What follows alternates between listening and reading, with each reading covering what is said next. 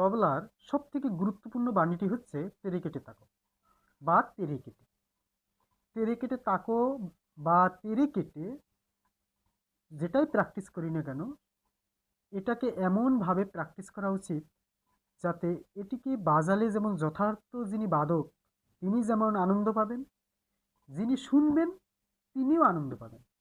তেরেকেটে তাকোটাকে এজন্য এতটা গুরুত্বপূর্ণ মনে করতে হবে। তবলার সর্বপ্রথম যে বাণীটি থেকে একজন শেখা শুরু করে সেটাই হচ্ছে এই তেরেকেটে তাকোটা, এই জন্য অত্যন্ত গুরুত্বপূর্ণ। যেমন আমরা যখন লেখাপড়া শিখেছি, লেখাপড়া শেখার সময় আমরা কিন্তু যে বর্ণমালাটাকে সুন্দরভাবে যে স্টুডেন্টসরা এটাকে রপ্ত করতে পেরেছে, তারাই কিন্তু খুব সুন্দরভাবে তাদের হাতের লেখাটা ফুটিয়ে তুলতে পারছেন। ঠিক তেমনি তেরেকেটে তাকোটা তবলার সর্বপ্রথম বাণী, যে বাণীটাকে শেখানোর ক্ষেত্রে বা শেখার ক্ষেত্রে অত্যন্ত গুরুত্বারোপ করে শিখতে হবে এটিকে, এবং যথেষ্ট সময় দিয়ে শিখতে হবে এই তেরেকেটে তাকো। এবং এই তেরেকেটে তাকো তবলা যতদিন একটি মানুষ প্র্যাকটিস করবে, তাকে এই তেরেকেটে তাকোকে সঙ্গে নিয়েই চলতে হবে। এছাড়া কিন্তু কোনো বিকল্প উপায় নেই। তার মানে এই কথাটার অর্থ হলো এই, তেরেকেটে তাকোটাকে প্রত্যেক দিন কমের পক্ষে আধা ঘন্টা ধরে একজন শিক্ষার্থীকে শিখতে হবে। এটি অত্যন্ত গুরুত্বপূর্ণ বিষয়। এই তেরেকেটে তাকো আজকে আমি বাজাবো একটি বিশেষ টেকনিক ইউজ করে। যেমন আমি তেরেকেটে তাকোটাকে বা এই বাণীটাকে আমি 12 মাত্রায় ডিভাইডেড করব। 12 মাত্রায় ডিভাইডেড করে তারপরে আমি বিশেষ একটি লয়ের সাথে এটাকে বাজাবো। সিস্টেমটা কেমন একবার দেখাচ্ছি। তেরেকেটে তাকো আমি যখন এটা যে লয়ে বাজাবো, লয়টাকে আমাকে প্রথমে বুঝতে হবে আমি কোন লয়ে বাজাবো। যেমন আমি এভাবে যদি লয়টা ধরি, আমি তেরে কেটে তাকোকে 3টা মাত্রার মধ্যে আনবো। কিভাবে?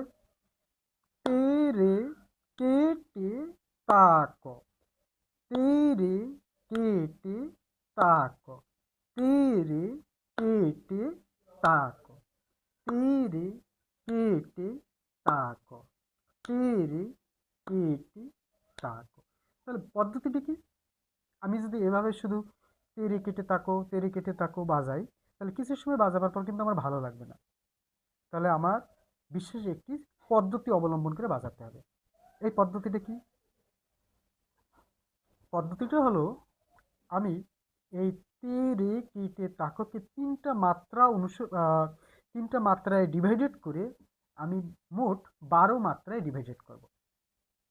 মানে আমি যদি একবার তেরে কেটে তাকো বাজালে যদি 3টা মাত্রা সম্পন্ন হয়, সেক্ষেত্রে আমি যদি 4বার বাজাই তাহলে 3 4 12। কিন্তু আমি যখন বাজাবো তখন এটা 3বার বাজালাম না 4বার বাজালাম, সেটা তো আমার মনে থাকবে না। তাহলে আমি এটাকে কিভাবে মনে রাখতে পারি বাজাবার ক্ষেত্রে? তাহলে আমি এই মেথডটা যদি অ্যাপ্লাই করি, প্রথম তেরে কেটে তাকো বাজাবো, দ্বিতীয়বার তেরে কেটে তাকো বাজাবো, তৃতীয়বার তেরে কেটে তাকো বাজাবো, চতুর্থবারে তেরে কেটে ধা বাজাবো, তেরে কেটে ধা বাজাবো। তাহলে কি হবে? একটা আবর্তন শেষ হয়ে হলে আমি বুঝতে পারবো, যখন যে আবর্তনের শেষে ধা বাণীটা পড়বে তখনই বুঝতে পারবো যে আমার একটা আবর্তন শেষ হয়েছে। আমি পরবর্তী আবার তেরে কেটে তাকো দিয়ে শুরু করব। তাহলে একটা আবর্তন শেষ হয় আরেকটা আবর্তন, এভাবে আমি দীর্ঘ সময় ধরে অভ্যাস করব। দীর্ঘ সময় ধরে অভ্যাস করলে কি হবে, আমার এই তেরে কেটে তাকো বাণীটা হাতে বসে যাবে তবলার সাথে, তখন শুনতে ভালো লাগবে। আমি যে বাজাবো আমারও ভালো লাগবে, যিনি শুনবেন তারও ভালো লাগবে। তাহলে আমি একবার একটু অভ্যাস করে দেখাচ্ছি কিভাবে আমাদেরকে তেরে কেটে তাকো প্র্যাকটিস করতে হবে। আমি একটু মুখে বলে বাজাচ্ছি। তেরে কেটে তাকো, তেরে কেটে তাকো, তেরে কেটে তাকো, তেরে কেটে ধা, তেরে কেটে তাকো, তেরে কেটে তাকো, তেরে কেটে তাকো, তেরে কেটে ধা, তেরে কেটে তাকো, তেরে কেটে তাকো, তাকো, তেরে কেটে ধা। তাহলে কি দাঁড়ালো? আমি 4বার করে বাজাবো তেরে কেটে তাকো, শেষের ধা আমাকে মনে করিয়ে দেবে যে আমার একটি আবর্তন অর্থাৎ 12 মাত্রা শেষ হয়েছে। ওকে। তাহলে আমি কিছু সময় ধরে একটু অভ্যাস করি।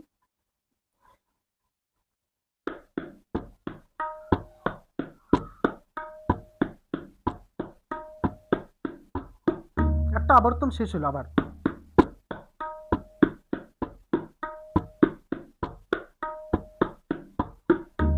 দুইটা আবর্তন শেষ হলো,